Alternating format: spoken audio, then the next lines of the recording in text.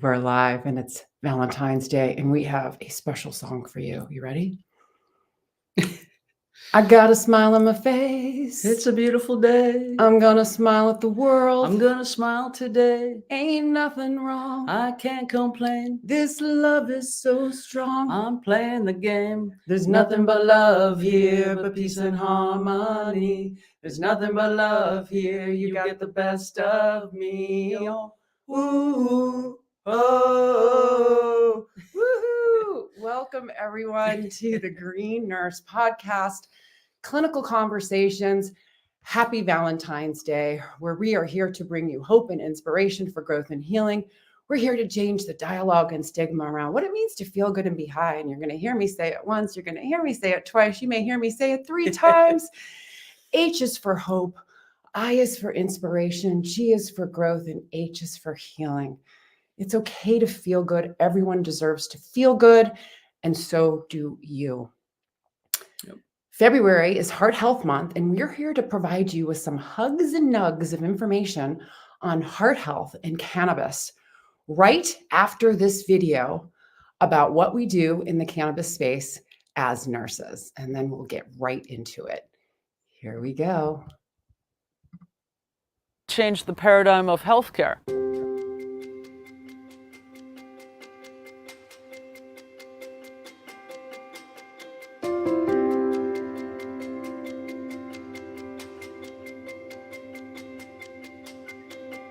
The Green Nurse is a holistic cannabis nurse that teaches on the endocannabinoid system and the safe utilization of cannabis and other progressive tools to help people reach a better quality of life. I'm the founder of Holistic Caring. We're based here in California, and we do educational programs and case management for patients on how to use cannabis therapeutically as a medicine. We're also here to decrease stigma around what it means to feel good and be high, hence the H for hope, I for inspiration, G for growth, and H for healing. As the founder of Holistic Caring, I basically oversee the whole ship. And what we're doing is progressive education. Cannabis actually supports all 11 organ systems, our immune system, and all the neurotransmitter signaling systems that give messages to tell our body to either do something or not do something. Because the plant was prohibited, it prevented health professionals, doctors and nurses from learning about cannabis as medicine. I want to change the paradigm of healthcare and us paving the way into a new vanguard of medicine. It's about education, it's about empowerment, it's about teaching people how to feel good, bridging the gap from what they're not getting from traditional medicine, utilizing different plant medicines, adaptogens, tips, tricks, hugs, and nugs of information to support and nourish the most important system in our body. And it's a lot of soul work, a lot of love, a lot of discipline, and meditation. I'm using my life work as a testimony to others to learn how they can be their own hero and then go help heal the world. And we are, as nurses, the game changers.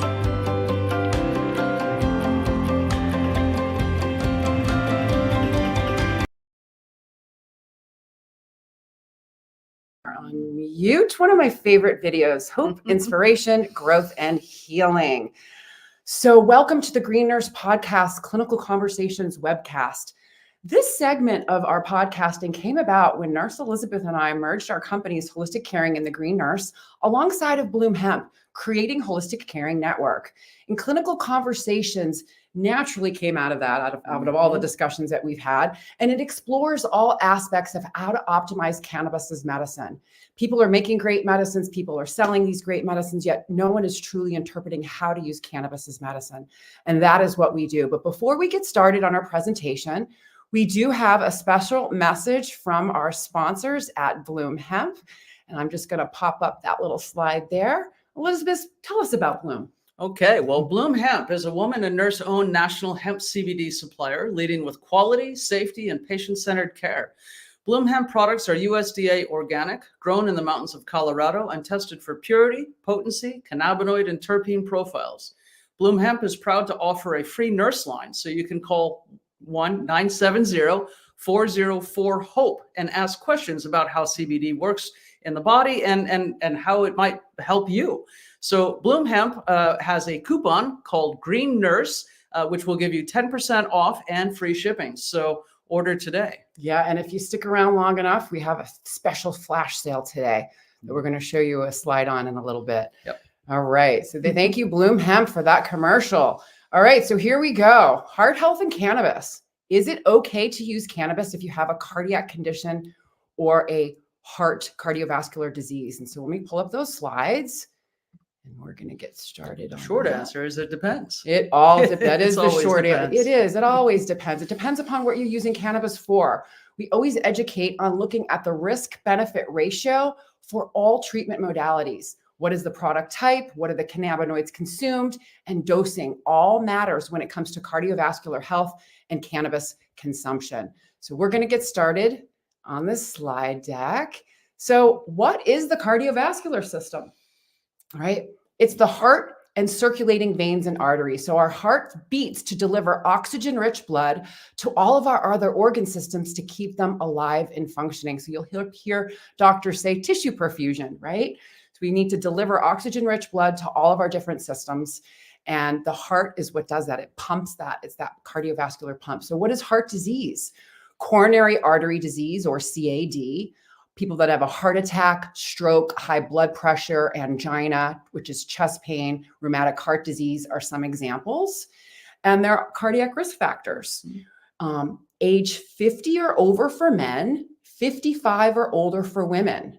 Genetics, people that have a family history of cardiovascular disease, women that have a history of preeclampsia during pregnancy, high blood pressure or high cholesterol or risk factors for coronary artery disease, diabetes and prediabetes, looking at those lab results, high A1C, smoking cigarettes, drinking alcohol, being overweight or obese, unhealthy diet, being physically inactive and not exercising.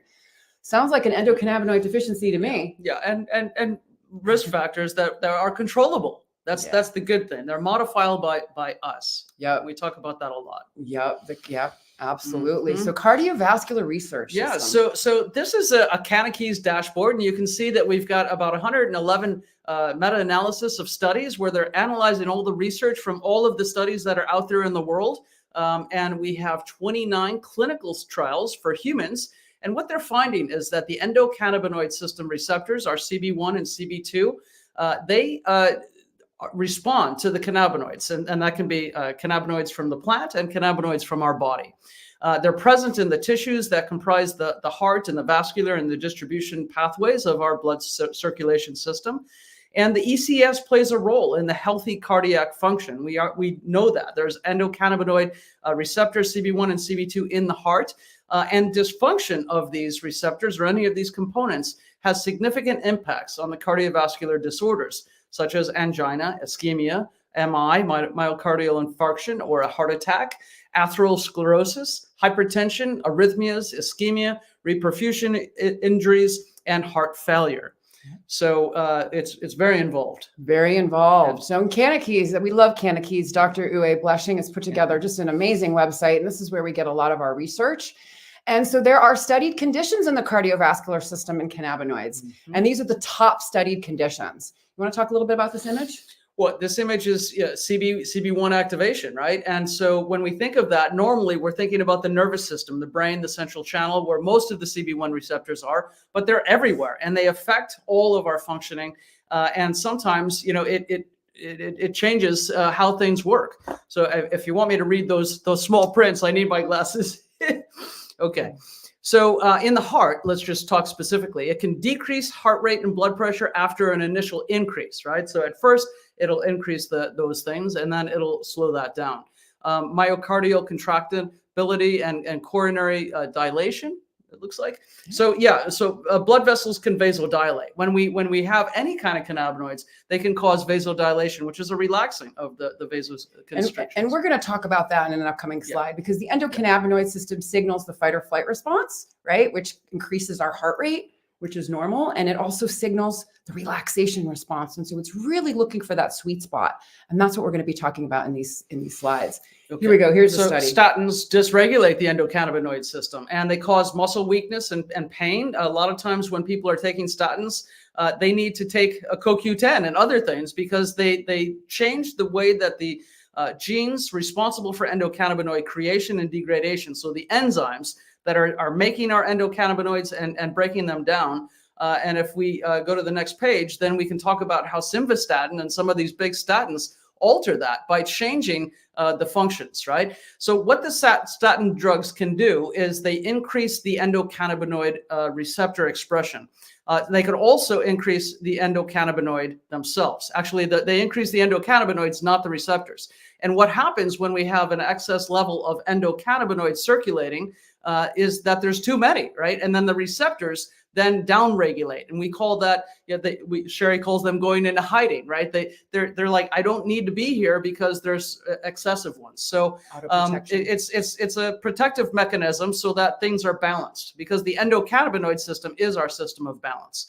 So the chronic cannabis consumption that some people have can downregulate those cannabinoid receptors as well. If you're taking too much THC, your body protects and the receptors hide. When endocannabinoid levels are low or deficient, the cannabinoid receptors are expressed and they come out and they upregulate. And that's really what we want, so that these receptors are always there ready to get the signals. And when endocannabinoid receptors levels are low or deficient, then we have problems. And when we have excessive ECS, the endocannabinoids, that can be linked to obesity, insulin resistance, metabolic syndrome, type 2 diabetes, liver and kidney dysfunctions. And simvastatin itself dysregulates the tone by altering the enzymes. So we have a few parts to the endocannabinoid system, which we'll talk about, but it's really the receptors, the endocannabinoids, and the enzymes. And the statins alter these enzymes that break down our own anandamide and 2-AG, which are our own endocannabinoids. And that can be similar to CBD, sort of inhibiting FA, which is one of the enzymes. So, basically we want our body in balance, and there are protective mechanisms. One of them is taking CoQ10. If you're taking statins and you're feeling some muscle weakness, you might want to take CoQ10 as a daily supplement to enhance your cardiac function. Yep. There we go, statin. So the impact of CB1 receptors of heart rate and heart attack risk. So THC increases heart rate. We know that. THC may increase heart rate as much as 20 to 50 beats. And here's what happens when you first consume THC. You have to think about, I'm a cardiovascular nurse. I did cardiac intensive care nursing and worked literally. When you vasodilate, I want you to think of a spaghetti, right? That's getting fatter, right? It's the diameter of the vessel is getting bigger. Vasodilation. It swells. It swells, right? And so you have the vasodilation of the vessel. And so if it opens up, it's allowing more space and your blood pressure drops. That is normal. So vasodilation, so THC vasodilates, increases the diameter of the blood vessels, which causes the blood pressure to drop. This is normal, forcing the heart to work a little bit harder to pump oxygen-rich blood to the other organs. So the heart rate increases to compensate for the decrease in blood pressure caused by the THC. So some reports suggest that the heart works 30% harder in presence of high levels of THC. So it really has to do with dosing. The cannabinoid and how you're taking it makes a huge, huge difference. And we're going to talk about that. I mean, that's why some people get dizzy. That's right. Some people get dizzy. Yeah. So like when you first take cannabis for the first time, because it's opening up the blood vessels, it's dropping your blood pressure. Your heart has to compensate. So it starts to beat a little bit faster to deliver that oxygen-rich blood, and people may feel a little dizzy. But over time, what happens is it passes, right? And that's why we're going to talk about dosing strategies, starting low and going slow, and product choices make a difference. Specifically, if you need to use higher doses of THC. So cannabis effects on arteries. This is very interesting. It has mostly to do with THC. High doses of THC increases plaque buildup in arteries that can lead to heart attack and stroke, whereas low doses of THC have been shown to reduce plaque buildup and the risk for atherosclerosis. And we can talk a little bit more about that and why that might happen. Inflammation. Here's one. I totally love the answer page. They do a lot of great work. We Yeah, get this every day. Yeah. So, and you can Google the answer page and sign up for the email alerts. They're very, very convenient. So, smoking and vaporizing marijuana may induce a increase in heart rate. Is smoking marijuana associated with other cardiac electrical effects? Well, yes. THC may increase catecholamine levels, stress hormones, and therefore theoretically increases the likelihood of arrhythmias temporarily. Various cardiac electrical effects have been described in observational studies. Atrial fibrillation was one of the more commonly reported arrhythmias. Other marijuana-induced arrhythmias reported include atrial flutter, atrioventricular block, asystole, where the heart stops for a moment, sick sinus syndrome, ventricular tachycardia, and Brugada patterns. There you go. And catecholamines are normal, right? It's a part of the neurohormones. Mhm. It's a chemical that is made by nerve cells and used to send signals. However, if we have a lot of too much catecholamines, right, during the stress response, high levels can cause the increase in blood pressure, which can lead to headaches, sweating, pounding of the heart, pain in the chest, and anxiety. No fun for anyone. No fun. All right. AFib risk in cannabis. Well, so a European Heart Journal did a study on AFib and medical cannabis. What AFib is irregular or arrhythmic heartbeat that has been linked to more serious cardiovascular outcomes such as stroke, heart failure, and blood clots if left untreated. Symptoms of AFib are independent of any cause would be palpitations, shortness of breath, fatigue, dizziness, rapid or irregular heartbeats. A new study finds that people who take medical cannabis have twice the risk of atrial fibrillation. But if you look at it, and we have to highlight this, we evaluate this. Right. In medical cannabis patients, less than 1% experienced AFib, and they might have had some risk already. And so 0.08 of medical cannabis users versus 0.04 of non-users. Now, recreational use is different, Yeah. right? And that is using high THC purposefully. That has been associated with elevated risks of arrhythmias and acute coronary syndromes. Recreational use has also been linked to increased risks of heart attack. And the European Heart Journal did not think that research should make patients with chronic pain or other medical cannabis needs refrain from trying medical cannabis if other treatments have been inadequate. So we always do this as clinicians, risk benefit, right? What are the risks to me and what are the benefits? And we have to outweigh the benefits from the risks. Or we need to look at ways to mitigate side effects. Yeah. Right. So, yeah. And so basically, Dr. Holt told Medical News today that the results should simply serve as a reminder that all medical treatment may carry the risk of side effects and that we should always make sure that the benefits outweigh the risks. Yep. And atrial fibrillation isn't something to screw around with, right? So people that have cardiac conditions, can be life-changing, debilitating. Your heart is contracting, your atria and ventricles are contracting at a specific rate and rhythm, and it's all electrically related. And so when your atria and your ventricles don't communicate to one another, and you have these atria quivering, you're not getting the amount of oxygen-rich blood pumped to the different areas, and you're going to have a whole host of symptoms. It can be very, very dangerous for people. And so we're going to teach how to mitigate that. No, very low THC. Very low. That's where we go. CBD and the benefits on cardiovascular health, right? A better deal. A better deal for patients. CBD decreases inflammation and oxidative stress without the risk of THC-induced tachycardia or anxiety. There's no radical changes in heart rate and blood pressure from using CBD. The cardioprotective effects, such as stress reduction via the modulation of the serotonin receptors and the antioxidant properties, actually make this a really great choice for people that are new to cannabis that want to use it as medicine. CBD can also modulate THC's ability to fully activate CB1 receptors and protects against some of the harm done in the drop in blood pressure and the elevated heart rate caused by the THC alone. A lot of people think that CBD is going to take away their effect. CBD and THC work together hand in hand. It's a potent antioxidant that neutralizes harmful free radicals.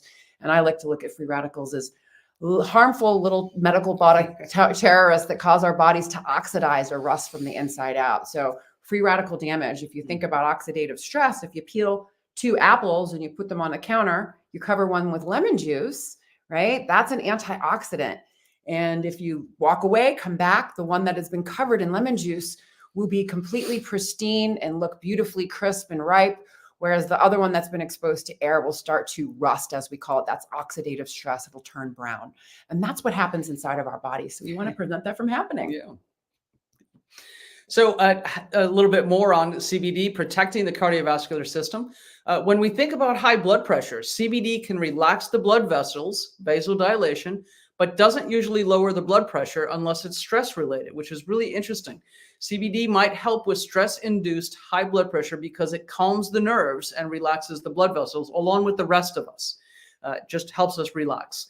For diabetes and blood vessel damage, high blood sugar from diabetes can damage blood vessels, causing vision loss and amputations in long-term trajectory if untreated. CBD cannot lower blood sugar particularly, but it helps blood vessels from damage by lowering inflammation. And it also helps improve insulin sensitivity. Heart attacks and strokes. CBD might also help protect the heart and the brain from damage after a heart attack or stroke. CBD reduces the inflammation and stress, which worsens the damage from ischemia. So if you have a time where you're not getting blood perfusion, CBD helps reverse some of that damage. And then preventing blood vessel problems themselves. CBD might prevent blood vessel problems caused by high blood sugar, smoking, and alcohol abuse. CBD can help with smoking cessation and may reduce alcohol-related liver damage. Smoking cessation by lowering addictive cravings. CBD long-term, back to Cannakeys, will show you that CBD helps us. So if you want to quit smoking, CBD might help.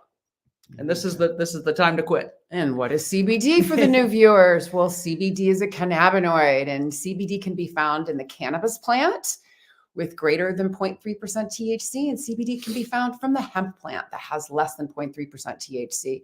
The most important thing about CBD is that the government had a patent on it 21 years ago in 2003. Patent number 6630507. Cannabinoids is antioxidants and neuroprotectants. They're found to protect cells from damage and decay following ischemic insults, such as result of stroke and trauma. So cannabinoids may hold therapeutic potential to treat neurodegenerative diseases such as Parkinson's, Alzheimer's, and dementia. Mm-hmm. Yeah, and cannabinoids going on, we can have three different types of cannabinoids. So endocannabinoids that our body makes internally, anandamide and 2-AG. The phytocannabinoids that the plant makes that we can then take in. CBD and THC are the most famous, but CBG, CBN, THCV, CBDA, CBGA are some of the other ones that are out in circulation. And then pharmaceutical companies have made synthetic cannabinoids. Marinol is synthetic THC, and Epidiolex is a purified version of CBD that is actually real plant, but it's FDA approved, and it's isolated to like 99.9% CBD. So THC and CBD are the plant phytocannabinoids, and they mimic the endocannabinoids in our body to activate these endocannabinoid system receptors. They activate the receptors on the cell membranes to restore balance at the cellular level, slowing down sometimes neurotransmission and allowing healing in our body. So I sometimes think of CB1, when we activate that, it's brakes for the nervous system. CB2 is brakes for the immune system, running hot. Yep. You think about, we go into the fight or flight response, that's running hot. Yeah. Relaxation response, we're cooling it off. Yep. And immune conditions, etc. But as you can see in this nerve cell image, you can see THC and anandamide have the same molecular structure, which then allows it to bind into that receptor just like our own endogenous cannabinoids. But the phytocannabinoids are about 10 times stronger than the endocannabinoids. So that's why they last longer. When we're using endocannabinoids, they're synthesized, they're activated, they're used, and then they're degraded in microseconds, as opposed to the onset and duration of some of the phytocannabinoids that we'll talk about. Okay, so again, here's another image of phytocannabinoids mimicking endocannabinoids. Phytocannabinoids such as THC molecule from cannabis mimics the endocannabinoids to fulfill the cell signaling duties that are needed to return the body to homeostasis. And then here we go. Cannabinoids are keys that interact with the endocannabinoid system. So they fit into specific locks or receptors in our body to balance out all bodily functions. So the endocannabinoid system is comprised of three parts: receptors, endocannabinoids, and enzymes. So the enzymes synthesize and break down the cannabinoids after use and help build receptors when needed. The receptors are located on all of the cell surfaces of all of our 11 organ systems. We have cannabinoid 1 and cannabinoid 2 receptors, and then the endocannabinoids, the anandamide and 2-AG that we make upon demand, and they mimic the endocannabinoids. And you can see retrograde signaling here, where we have the presynaptic to postsynaptic. That's how normal transition is. But when the endocannabinoid system, we have retrograde signaling where we go from postsynaptic to presynaptic to release those endocannabinoids upon demand to trigger a therapeutic response to either dial up or dial down. Yeah, and it's a feedback mechanism. It's all about It's feedback a and sensing. messaging. Yeah. Look at it as like a big warm blanket, right? We're putting our endocannabinoid system blanket on. And we've got another image of the umbrella right here. We're showering on our umbrella, the endocannabinoid system. And just another example, it's the largest neurotransmitter signaling system. And how I like to teach it is with the umbrella. And the reason I like to teach it with the umbrella, because it shows the interconnectedness of all of our different systems. So we're comprised of 30 trillion cells broken down into 11 organ systems in our immune system, regulated by a master regulatory system called the endocannabinoid system. So we have cannabinoid receptors on all of the cell surfaces of all of our 11 organ systems and at the neurotransmitter signaling junction site. So stress in the body triggers the release of these endocannabinoids to activate CB1 and CB2 and do some downstream on all the other neurotransmitters and hormonal signaling systems to activate. And phytocannabinoids in the plant mimic and also activate the CB1 and CB2. And so the goal, again, is homeostasis amongst all of the systems. The endocannabinoid system is that switchboard operator regulating both the fight or flight response and the relaxation response. And guess when our body functions best, Elizabeth? In the relaxation response. There we go. And so when we're talking about the endocannabinoid system, we have an endocannabinoid dome, which comprises the larger environment, where we have the lipid dome, our cannabis constituents, food and nutrition, the microbiome, mind-body medicine. And diet is key, because all of this is synthesized from healthy fatty acids. So the essential fatty acids, eating good whole plant foods can help you make them. There is crosstalk between all of these systems in our neurotransmitter signaling systems, hormonal signaling systems, etc. And then we can use diet, supplements, adaptogens, herbs, mind-body tools, lifestyle medicine, meditation, visualization of your healing, which is always good, using some imagery, just imagining your body healing, and then using probiotics for healthy gut and digestion to heal the microbiome. And then our lipid dome, having omega-3s and essential fatty acids. All of this works together to make sure that you're healthy. And cannabis works better when we support this whole endocannabinoid dome. Yeah. So, and just to think about this with cannabis, right? All of the skin of our cells is a thin layer of fat, right? So that's why it's important when we talk about healthy fats. You know, the avocados, the coconut oils, Yogurts. the yolk, all of the healthy fats Eggs. is really, really important. So for receptor activation, cannabinoids are also lipophilic. So healthy fats is very important. Microbiome, I can't even say enough about how important it is to take care of your microbiome. Did you know that your enteric nervous system that runs from your mouth to your butt communicates to your central nervous system via the endocannabinoid system? Fascinating stuff. Mm-hmm. All right. And here we go. Another example. Fight, flight, and freeze. This is our autonomic nervous system that runs all of our stress response and our relaxation response. And when we get to the relaxation response, we need to have conscious awareness. The fight or flight is happening all the time, just autonomically, right? Automatically. And you have to develop and practice the relaxation response, and meditation can do that. When we are in the rest and repair, that is how we heal. Right. And so the hormonal signaling changes, calming the sympathetic nervous system as we rest. And then also digestion works better when you're relaxed. Homeostasis and balancing of the systems are not running so hot, which can create errors in signaling disarray and dysregulation. And then stimulating the relaxation response. How do we do it? We can use a little cannabis. We can use our mind-body methods. And then using them together is key. Some people will take one small puff and then meditate and pray or exercise, which is also going to help with the relaxation response. Absolutely. Mm-hmm. Good one. And then clinical endocannabinoid deficiency. So when the three components of our endocannabinoid system, the endocannabinoids, the enzymes, and the receptors don't work effectively, guess what happens? Messages don't get relayed. And then the body malfunctions, hindering our ability to adapt to outside stressors. So everything, back to this image here, everything interacts with everything. What is happening here is communicating over here. is communicating here, is communicating here. So you have to understand the interconnectedness of our body. It all interacts. Very, very important. So how and why may we have an endocannabinoid deficiency? Well, lifestyle is huge, right? Age, genetics, poor diet, fast food, fried food, fake food, artificial flavors, artificial coloring, trans fat, hydrogenated oils, high fructose corn syrup, and sugar. Huge downregulation of the endocannabinoid system, not optimizing, lack of exercise. When we work out, right? Motion is the lotion. You know, that runner's high that people feel is actually that anandamide molecule actually stimulating those feel-good hormones. Obesity can cause an endocannabinoid deficiency, chronic stress and trauma, poor sleep, insomnia, smoking cigarettes, chronic alcohol use, polypharmacy. The big thing with polypharmacy, not only is it the drug-to-drug interactions, but the drug nutrient depletion. We talk about that. Specifically, if we're talking about cardiovascular health, with heart health, doctors prescribing statins need to be prescribing coenzyme Q10. Coenzyme Q10 is essential for cardiac function. And if you're taking statins, guess what? You're not getting coenzyme Q10. So you need to supplement with it. Very, very important.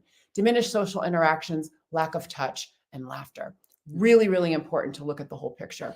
And this is it. How do we get in from crisis to the thrive zone? From crisis to the thrive zone. And you know, when we meet clients, a lot of times they're struggling, right? They're struggling. Maybe they're surviving. Some are in crisis, depending, right? And a lot of people have tried food as medicine, adaptogens, exercise, meditation, prayer, mind, body, vagus nerve stimulation, massage, therapeutic touch, acupuncture, chiropractic, essential oils, energy, Reiki, sound healing, eliminating all of the vices, restorative sleep, social connections, laughter, and play. And they say, all of this I'm doing, but it's not working. That was me. and so when we bring in cannabis and hemp and CBD, now we can sort of grease the skids and have all of these other things start to actually be effective. Yes. Yeah. And so cannabis and hemp products can actually open up that door to allow these other modalities that didn't work to start working again. Yeah. And they work effectively, very, very well. So heart health summary. Low doses of THC appear to mostly strongly activate pro-cardiovascular effects. Full spectrum CBD with trace amounts of THC is ideal place to start. Yeah. Low doses of THC have been shown to reduce plaque buildup and risk for atherosclerosis. At higher doses, the effect on CB1 receptors overrides the THC's effect on CB2 receptors and has a negative impact on cardiovascular health. So we really want to think of low THC. Low THC. So CBD has been beneficial on cardiovascular risk factors. It improves recovery in animal models of heart attack and stroke. And consumers with heart concerns should gravitate towards higher CBD, lower THC products. Cardiovascular events only represent 2% of all medical reports related to cannabis. And we are here for you. If you have any questions, you can call our nurse line on that. Yeah. And now the therapeutic potential, woo, right? Look And at so, this. so this is a sciencey slide, but I love it because it talks about what we're getting towards, right? We're all working towards this. And as the government, which is talking about rescheduling cannabis, this is what's happening in the labs, behind the scenes, at biotech and pharmaceutical companies. They're looking at how to use cannabinoids as therapeutic effects. And if we look at this slide, bone stimulants, antipsychotic, anti-epileptic. We know with Charlotte's Web, that was like the original medicine and CBD that helped mitigate seizures in the kids that are having those Dravet syndrome type 300 per week, where they're constantly having seizures, but helping analgesia, right? We know that the CBD can reduce pain to get you moving. It does things in the intestines, in the brain, and in the nervous system, helping with diabetes, as we talked about. What I love here, Elizabeth, is I don't see any THC here. There's no THC. You don't have to have THC. Wow. You don't have to have THC. Well, what do you know? This is what I call the medical miracles of this plant. That's right? right. THC is needed for specific things. Yes. And people enjoy it, right? It's the recreational aspect. But if you're using THC for heart health, make sure you're choosing low potency THC. Low potency. You can go to the dispensary if you see a 35% THC flower, stay away. You're going to want something more like a 10, 12, 14, 15%, especially to start, and always have CBD on board. Yes, always have CBD on board if you have a cardiovascular and you're going to try THC for the first time, for sure. So THCV, nature's answer to weight loss. This is a great one. Mm-hmm.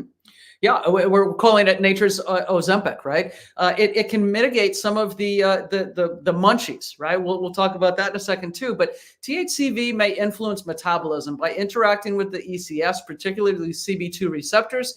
THCV might help in regulating blood sugar levels and reducing insulin resistance, which is particularly significant for individuals with obesity or type 2 diabetes, where insulin resistance is a common issue.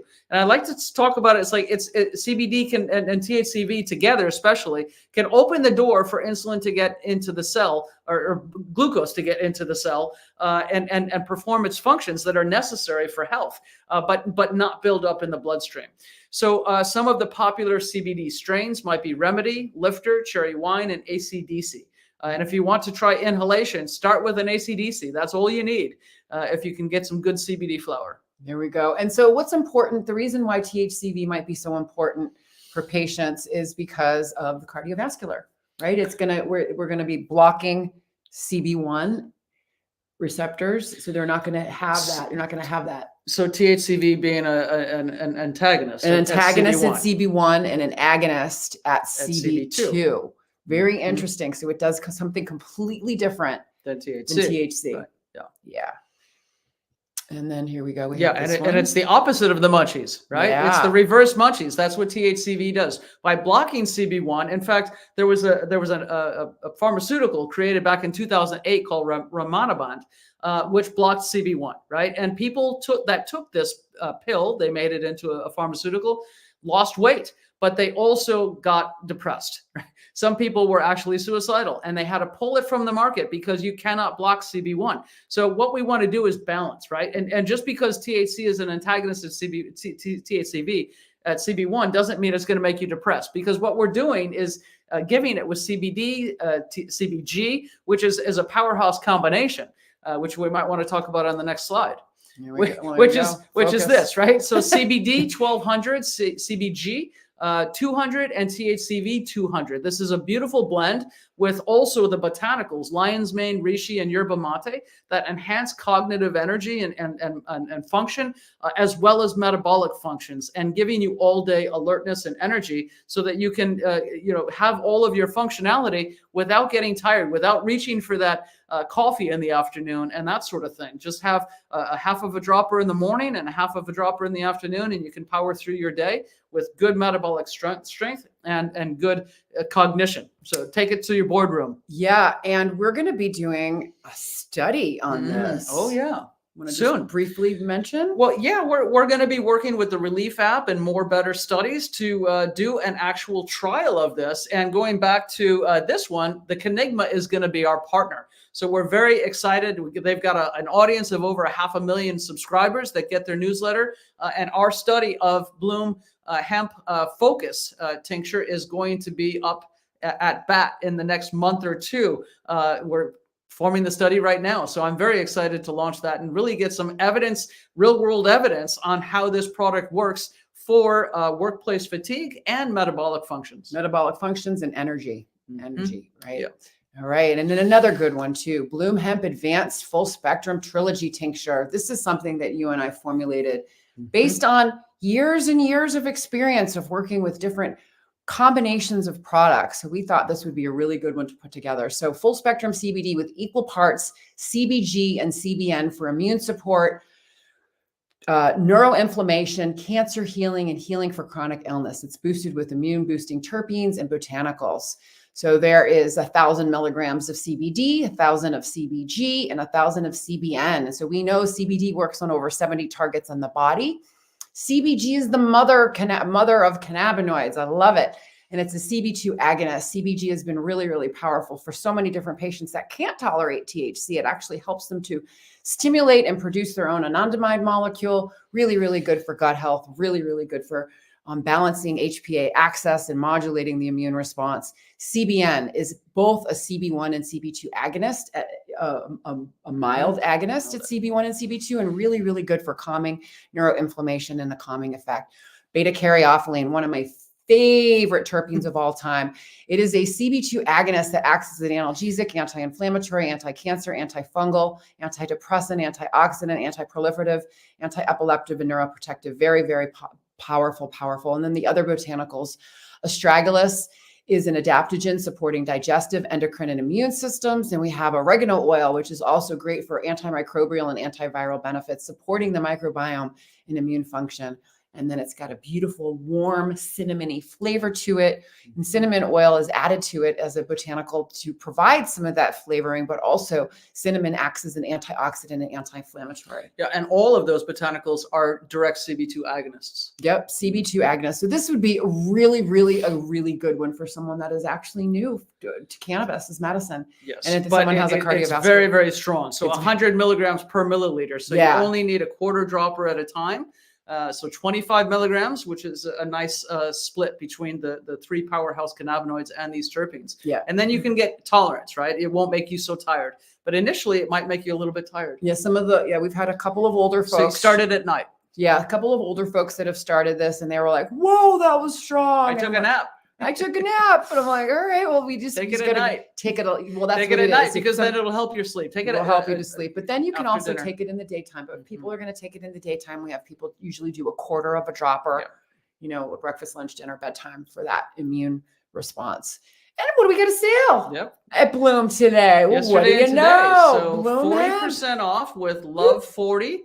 If you go to bloomhemp.com, you can enter Love 40 at checkout and you will get 40% off of everything other than bundles, which are already discounted. And if you missed the sale today and you're watching this in a few days or a week from now, you can use Love 20 and you'll save 20% off. But we have a flash sale today.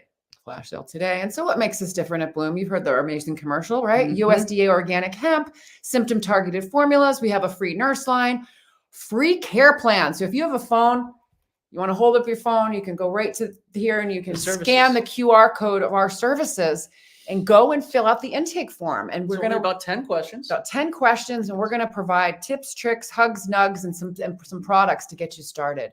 We also have a free network, affiliate, and wholesale and retail. Here we go. So, and CNHC. So the Cannabis Nurse Health Coach Program opens the medical door in America for nurses.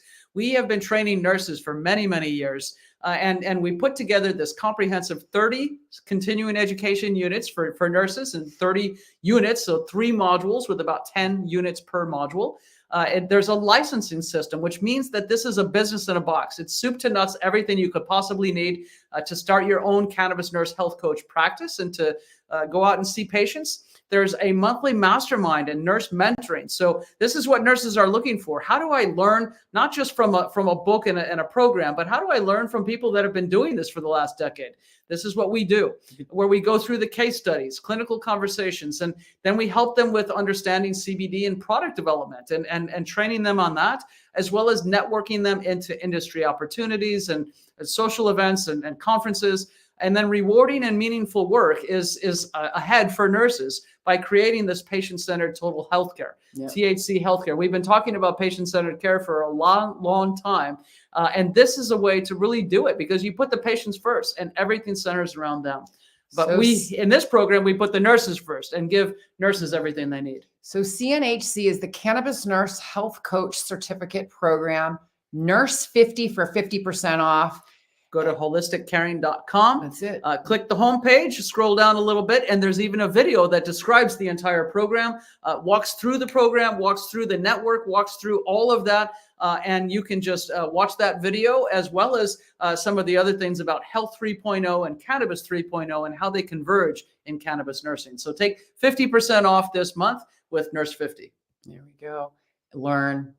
We Your, got your favorite tab. my favorite tab. So we just built out this conditioned learning library on our website. It's amazing. So we're waiting for cannabinoids to be done, but we have conditions, endocannabinoid system, terpenes, botanicals. So discover natural solutions for common conditions that often find inadequate relief with conventional care. So we've built out this beautiful library for you on our website, and we hope you enjoy it. I just wanted to give a big plug. Thank you, Carrie, for creating this. Amazing, amazing website designer. We're very grateful for you and your skill set and in bringing our dreams to life.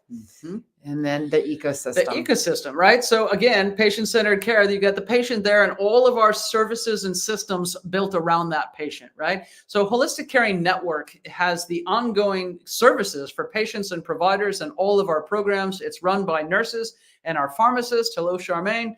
and CBD education and lifestyle support. So if you go to our website, you can, well, this is the network. So you can get our free introduction to cannabis course, but you got to enter through the website. So go to holisticcaring.com first and enter the free network. And then you can also enter the free intro to cannabis program. There's a portal for patients to connect. And on the website, you can get your 7-page medical cannabis guide just by signing up for our newsletter, which is filled with everything that you need. We send a monthly newsletter. It's not annoying. All the stuff that you're going to want. Annoying. Not annoying at all. And then just to wrap up, make sure you write down the nurse line number, 970-404-HOPE. Or 4673. And that's the triage to all care. If you have a question about the Cannabis Nurse Health Coach program, patient programs, professional programs, psychedelics, or you just want to book an appointment and you want to know what that entails. Or you just want to say hi to Elizabeth. you can just call the nurse line. You can call the nurse line. All right. And then, of course, subscribe to our YouTube channel. And then there's one other thing I want to show. We are going to be presenting next week. I want to put a little plug up because I put it up here. Ooh, I don't think I did. Okay, well, we're going to be presenting next week at CVCAN, the Coachella Valley Cannabis Alliance Network. I serve on the board, and we're very happy to be able to present a public educational seminar where we're going to go through the ABCs of CBD for the public here in Coachella Valley. Everybody's invited. So if you would like to attend, it's going to be at Miracle Springs on Palm Drive in Desert Hot Springs. It's free. It goes from 5 to 8. We'll have our program about 6 p.m. So if you want to attend, just go to CoachellaValleyCan.org and sign up. All right. And I will put a link. She'll put that in the show notes. I will put that right in the show notes for everyone right there. We would love to see you. If you're in California, come visit us. And we have one question before we wrap up. Hopefully our viewers still there. There's a question. Yeah. There's So a question. Christian, I have a question for you ladies. After we lost it. It's okay. I got it. All right. Hey, Rachel. So Christian writes, I have a question for you ladies. After a show or whenever I smoke my medication right before bed, I take between 4 to 6 hits, put it out, and don't get any effects anymore. I eat more than 50 milligram gummies, but then it make me want to eat. I've gained a bit of weight. Well, Christian, we need to talk to you about a tolerance break. Well, tolerance break, but here it is. I actually was chatting with Raphael Machulam years ago when I started text messaging. And I asked him, I said, do our endocannabinoid requirements change over time as we change? And he said, absolutely, they do. So basically, your needs have changed. If cannabis isn't working for you anymore, it's not the cannabis. We need to look at the products you're using, the milligrams you're using, the methods of administration, and timing, and everything else that you're doing or not doing. So it would just be, and we'd be happy to offer you a free care plan at Bloom Hemp. But just, free tips, change your first of all, find a way to take about 4 days off, right? So if you reset your receptors, they will be much more able to process the THC at a later date, right? So here's the reason. Take a little bit of a time off and then go back to about half of what you're using now, or even a quarter. And on the 50 milligram gummies, go back to a 10 milligram gummy, and it actually will be effective. If you take the time off. If you take the 4 days off. And here's the reason. So you take the time off, your body says, whoa, where are you, THC? Whoa, I miss you. And so your body's going to start creating more receptors, actually looking for the cannabinoids, right? So you've taken so much that now your receptors have hidden and have gone to sleep. So it has nothing to grab onto. So you have all this floating THC in your system. And no receptors to plug into. Yeah. So that's why you're not processing it. The lights are on and no one's home. So what can you do on your tolerance break of 3 to 4 days? High CBD Trilogy would be awesome to just calm the nervous system down in a way that THC has been but isn't anymore. And then walking, exercise, really that helps upregulate those receptors, and really a good diet and sleep a little bit more. Yep. But if you want a free care plan, you can go to bloomhemp.com, click on the service tab, fill out the form, and we will send you a care plan. on some tips and tricks, hugs and nugs to help make cannabis work better for you. Okay. So this has been a great show. Yeah, this is it. So happy Valentine's God bless Day. you all. Happy Valentine's. Our love to you. Yeah. And, just remember what it's all about, everyone. helping us live our best lives and helping others do the same. That's it. That's right. That's what we do. And we'll see you next time.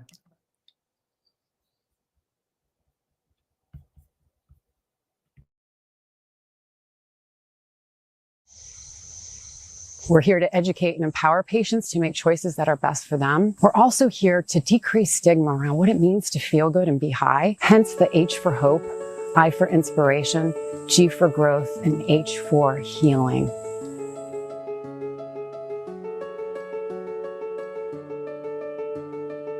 The Green Nurse is a holistic cannabis nurse that teaches on the endocannabinoid system and the safe utilization of cannabis and other progressive tools to help people reach a better quality of life. I was cannabis agnostic for many, many years. And the more research I did, the more I discovered the cannabis is this amazing medicine. I was told that I had a 4-stage pancreatic cancer. The doctor really told me he couldn't do anything else. He gave me her name and she called me and she came to my house. She started to give me cannabis. My oncologist was puzzled because he couldn't find the cancer anymore. All of the learning that we get comes from the Green Nurses Group, comes from their support, comes from their guidance. I trust everything that she says. Simply meet people where they're at. The plant doesn't, stress to grow, so we don't stress to share it. We're healing people. Cannabis has been used as a medicine for tens upon thousands of years. Here's the big message. Cannabis needs to be federally legal. We need to have laws that are the same across all 50 states that allow access to anyone and everyone who wants to utilize this powerful medicine.